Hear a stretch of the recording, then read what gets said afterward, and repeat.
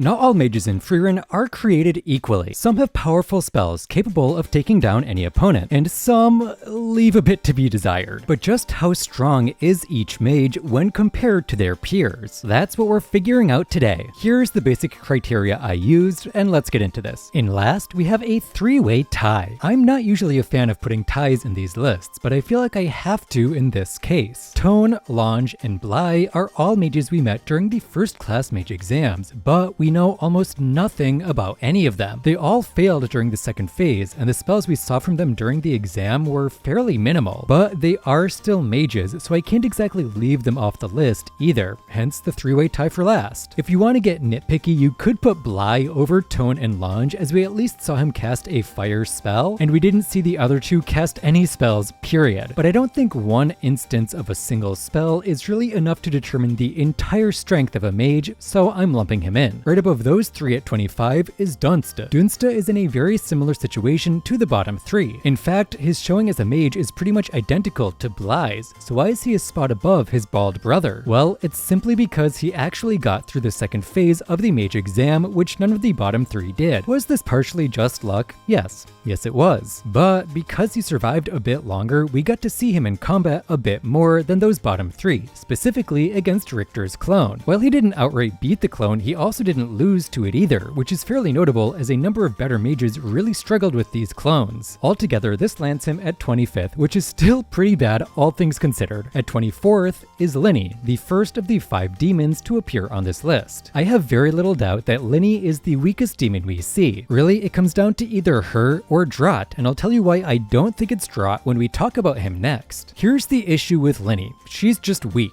Like physically. While this might not matter for most mages, Linny's main method of attacking is replicating the abilities and techniques of frontliners she has seen over the years. This isn't a bad approach in theory, but if you don't have the strength that is put behind the original techniques, they lose a lot of the power regardless of how strong the original technique was. This basically means that despite being a fairly strong mage and a competent fighter, Linny is still physically weak, meaning her strength is kind of meaningless. It's quite literally like a mage trying to play as a paladin without investing in strength. It just doesn't work. The reason I think Drought is stronger than Linny and therefore is at 23rd is because I think he kind of got Jogoed. That is to say that he was put up against like the demon killer, you know? Literally Frieren the Slayer, the being that has killed the most demons in history. So of course he ended up looking like a fool when he tried to challenge her. If he had challenged any other character in the show, from Fern to Stark to Zenz, he probably would have looked better than he did against Frieren.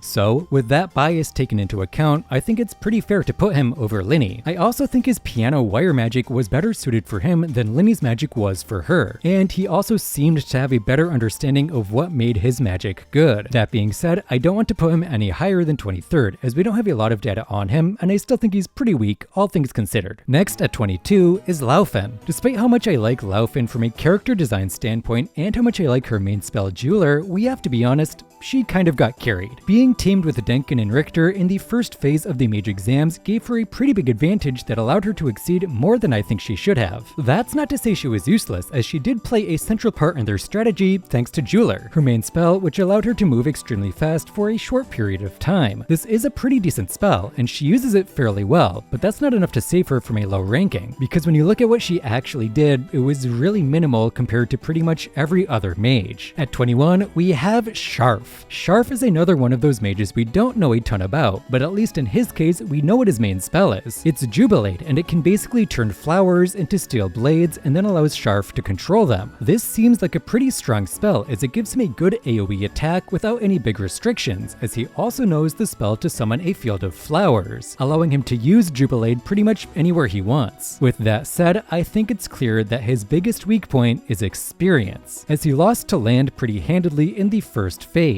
In my opinion, a spell like Jubilate should have given him an advantage over Lance's clones, so the fact he lost shows he has a long way to go, and he didn't really do much against the clones in phase 2 either. Really, I think he's another one of those mages that kind of got carried by those around him, and not one that is strong in general. As I mentioned earlier, he's also one of the mages that we didn't get to see a ton of either, so that is another factor in his low placement. To be clear, low screen time isn't exclusively a negative in this ranking. There are characters that we see very little of of that are ranked highly. But if someone seems weak and there's little evidence to oppose this appearance, then their low screen time isn't going to help them either. Next is Air. Air is another one of the mages we don't know a ton about. She uses rock magic and defensive magic, but that's pretty much all we know about her. Rock magic does seem decently strong, as rocks have a lot of mass behind them, meaning they're fairly effective against defensive magic. But that's kind of the only positive I can give to her, because she got beaten by Frieren with literally zero issue. That's not to say Frieren is weak. We're not going to be talking about her for a while. More so that much like Straff, low screen time and poor performance isn't going to score her a high rank. Next at 19 is Lavigne. Lavigne is the first mage here that I would say is fairly competent by the standards of the world of Frieren. She mainly makes use of ice magic, which doesn't seem to have many restrictions as she can summon ice from thin air, but also seems to lack in power. However, she does become more powerful if there is water available to her, as she can freeze it and use that to her advantage. She also attended the Academy of Mages, so she has some formal teaching too, and she also has 3 brothers who seem to be pretty competent mages as well, meaning she has a decent background in magic overall. I think her greatest strength though is her ability to stay level-headed and her fierce determination. She's one of the mages that I think has the most potential. She's just not quite there yet when we see her in the mage exam. And unfortunately, potential doesn't really matter when we're ranking based on current strength. So here she is at 19. Next at 18 is Lavigne's best friend and totally not romantic interest, Khan, who makes use of water magic, which is pretty hit or miss. See, this magic can be insanely powerful if Khan has access to water, but without water, she's pretty hampered as she can only use basic offensive and defensive magic. At least right now. Maybe later on she'll find a spell that allows her to create her own water, which would make her a lot more powerful, but that's just dreaming. Water as a weapon is extremely versatile, being amorphous, heavy, and generally deadly. It was able to turn the tables on Richter fairly easily when he had a notable advantage over Lavigne and Khan, which shows just how much power it has. I put a lot of thought into whether Lavigne or Khan should be higher on the list, but ultimately I think Khan demonstrated a higher level of strength than Lavigne, even if Lavigne is a bit more knowledgeable than her overall. Other than that though, I don't have a lot to really say about her, so let's move on to 17, which is probably going to be very controversial because at 17 I'm putting Flamme. Here's the thing about Flamme. Was she really strong for her time? Yes. But that was 1,000 years ago, and over that time, magic has progressed a ton. I mean, in just the past 80 years, defensive magic underwent a complete revolution, mages learned how to fly, and the most deadly spell in existence became ordinary offensive magic. That's a lot of progress, and it's just 8% of the time that passed from when Flamme was alive. So the amount of progress that occurred over those whole 1,000 years would likely put Flamme pretty far behind in terms of strength and spells available to her. Now, obviously, I'm not trying to say that every 80-year time span would have that kind of magic evolution. I'm just trying to point out how much magic has changed since Flamme was alive, so she'd probably be a lot weaker than the mages we see nowadays simply because of that. I mean, even ordinary offensive magic didn't exist when she was alive, so even though she was strong for her time and was obviously super important to the history of magic, I don't think she would be considered all that powerful by modern standards. But I could be wrong, her barriers are still considered good by modern standards, so maybe she was just really ahead of her time or something. I don't know. She's by far the hardest character to rank in the show, and she's really the only mage whose place I'm not highly confident in. Anyway, at 16 is Richter. Richter makes use of earth magic and seems to be overall a competent mage. He's old enough to have experience, but not old enough to be, well,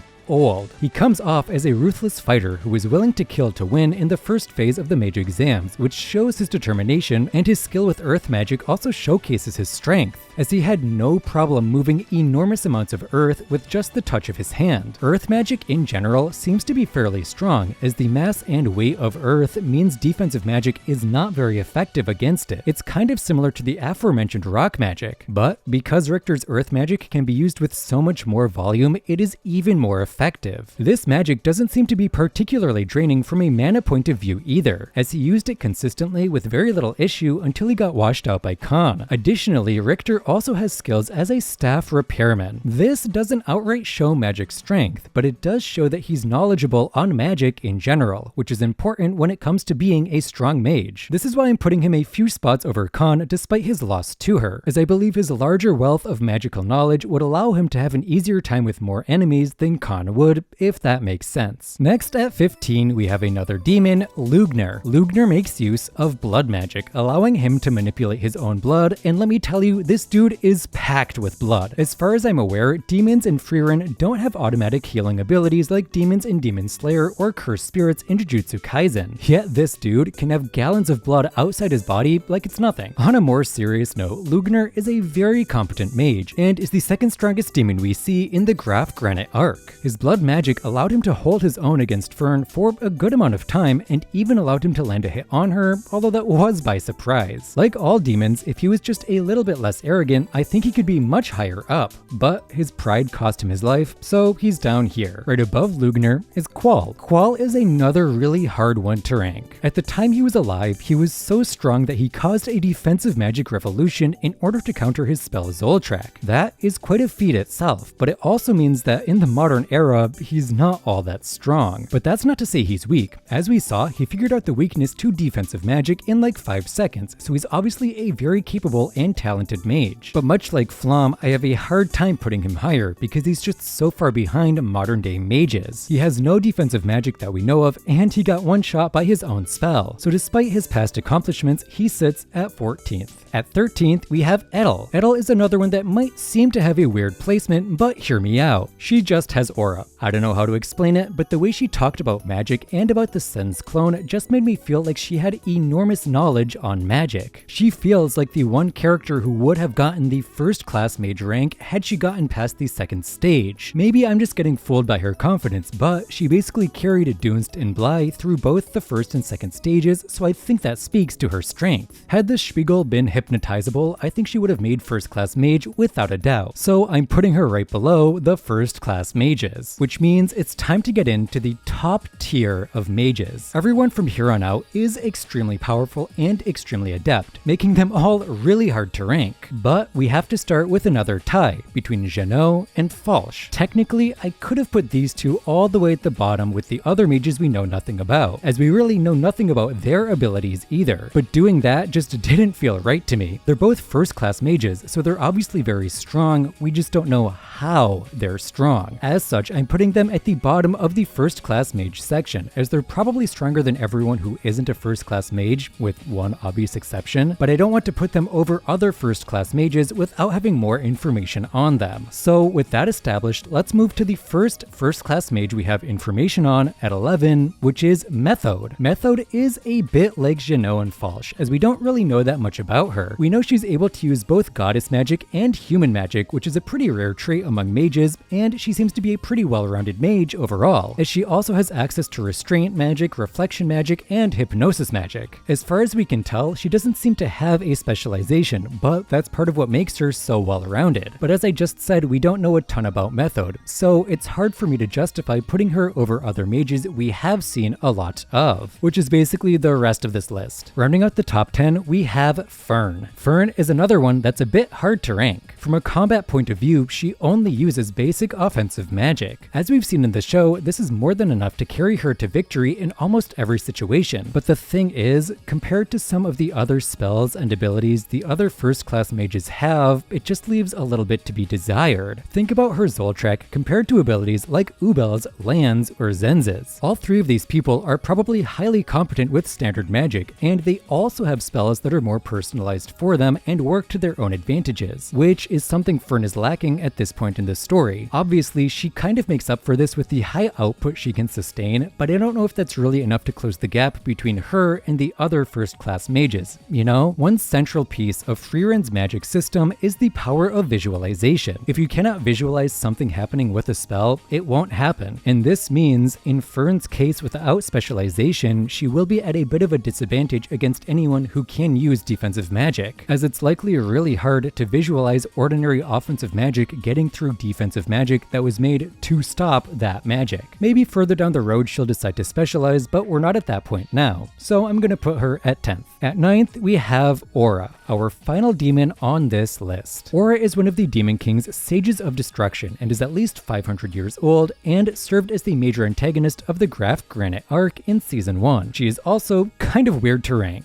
Her ability revolves around the Scales of Obedience, which allow her to measure her own mana pool against her opponents. If the scale shows she has more, she gains complete control over her opponent for all eternity. But if not, the same thing happens to her. This means her strength only goes as far as her mana pool, giving her a hard cutoff. What makes Aura hard to rank is we don't know the mana pools of every mage in the series. We really only know like 3 of them, meaning it's really hard to tell exactly where she should fall. We obviously know she's below Frieren and Ciri, but past that, it's just unclear. So for this ranking, I'm leaning a little bit more into judging her on her intelligence and magical knowledge. And I'm gonna be honest, she is not that intelligent. Like, she never thought for a second that Frieren might have some trick up her sleeve. She really thought Frieren the Slayer was going to offer herself up to the scales while having a smaller mana pool than her. That's just outright stupid, and it's not an assumption anyone above her would make. So she sits at 9th. At 8th we have Land. This twink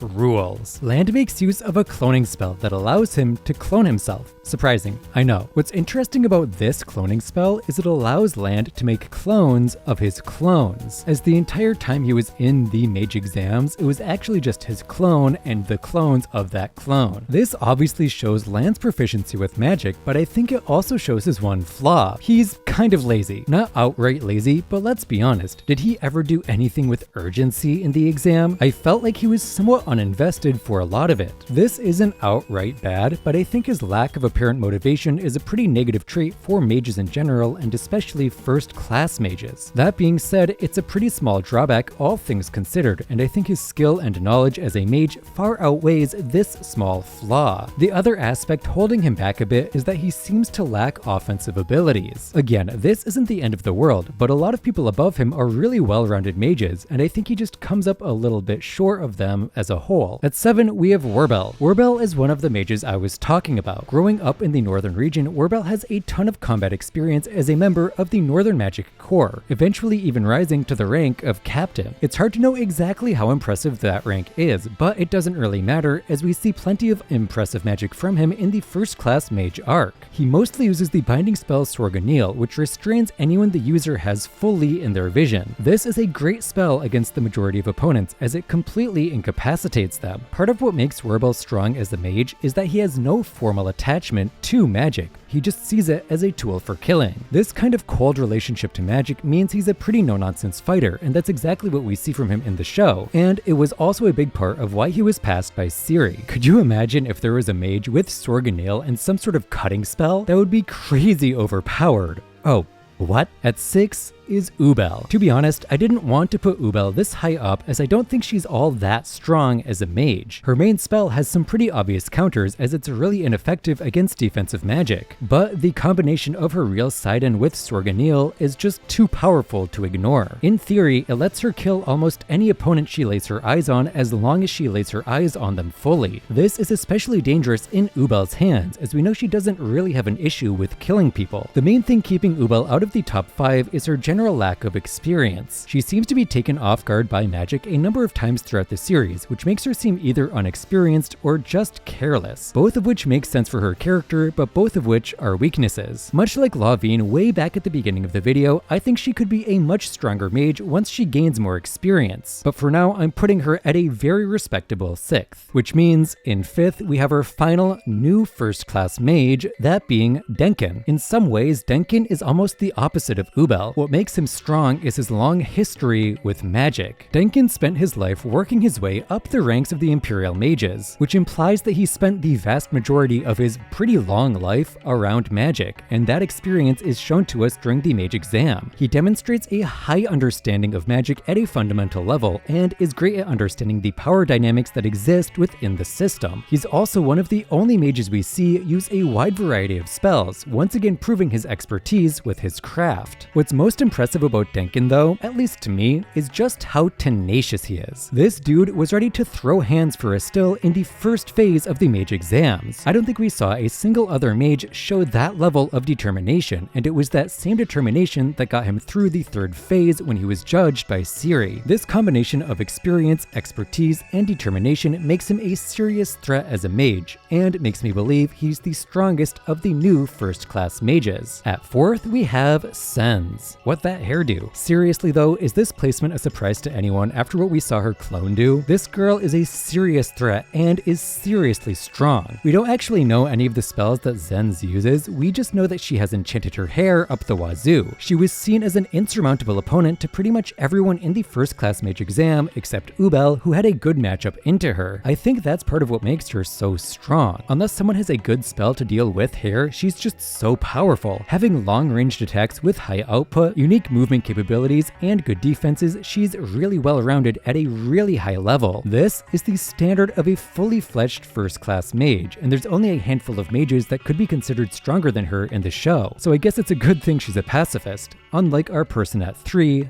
Lernen. I spent a good time debating whether Lernen or Frieren should be at 3rd. If I remember correctly, Frieren herself said that it was likely a human mage would be the one to kill her, and Lernen is the perfect example of why, as he was pretty much the only person in the entire first season to actually give Frieren an injury. The issue with this moment though is Frieren was caught off guard and also didn't want to fight back. If she had actually retaliated with the intent to kill, I don't know if Lernen would have survived. What makes Frieren and elves in general so dangerous as mages is just the sheer amount of spells they can learn over their lives. Living for thousands of years means you can learn far more spells than the average human, and it also means you can gain so much more knowledge on magic. Sure, 99% of the spells Frieren knows probably wouldn't be useful in combat, but as we saw in her fight against herself, she does have a ton of powerful combat spells in her arsenal. If I counted correctly, she has at least 12 offensive spells in her possession, many of which have no issue busting through defensive magic, and many of which are highly destructive. If the rest of the human mages are anything to go off of, I doubt Lernen has more than 4 or 5 spells that he is proficient with, and that's giving him the benefit of the doubt. This gives Frieren an advantage over Lernen and pretty much any opponent she has to fight against, as it becomes nearly impossible to anticipate which spells she might use and how to counter them. For instance, if you're expecting her to fight with Zoltrek so you're prepared to use defensive magic, but instead she summons a golem, you just put yourself at a huge disadvantage. If you expect her to summon a golem and instead she hits you with this, you're probably just dead. This versatility of spells makes her a very challenging opponent for pretty much anyone she faces off against, including herself. Which leads me to the other reason I'm putting Frieren above Lernen. I think she would have an easier time with a wider variety of opponents, as she simply has more tools to counter more opponents. Really, her only weaknesses are that she doesn't like fighting and that she stops her mana detection for a split second when casting a spell. But considering even mages as experienced as Denkin didn't notice this flaw after engaging in direct combat with her, I don't think this is a weak point that many mages would be able to take advantage of. So that's why I'm putting Lernen at 3rd and Frieren at 2nd. And at number 1, we have Ciri. This shouldn't be a surprise to anyone, right? This elf has more mana than Frieren when she's suppressing her mana and supposedly knows every spell in existence, or at least has access to them. She trained the legendary mage Flam, who then trained Frieren, and she's also a mage that views magic primarily as a tool for combat, so it's likely she has lots of experience fighting as well. All around, she's just a lot stronger than everyone, including Frieren, so of course she's gotta be number 1. Girl's got the whole kit, and her only weakness is that she's kind of childish. And that's the list. If you enjoyed this video, please be sure to subscribe, and maybe also check out the Patreon. There will be a director's commentary for this video up in about a week, where I discuss a little bit more in depth my thoughts on my ranking and just talk about the video in general. Thank you all so much for watching as always, and I'll see you next week for another video.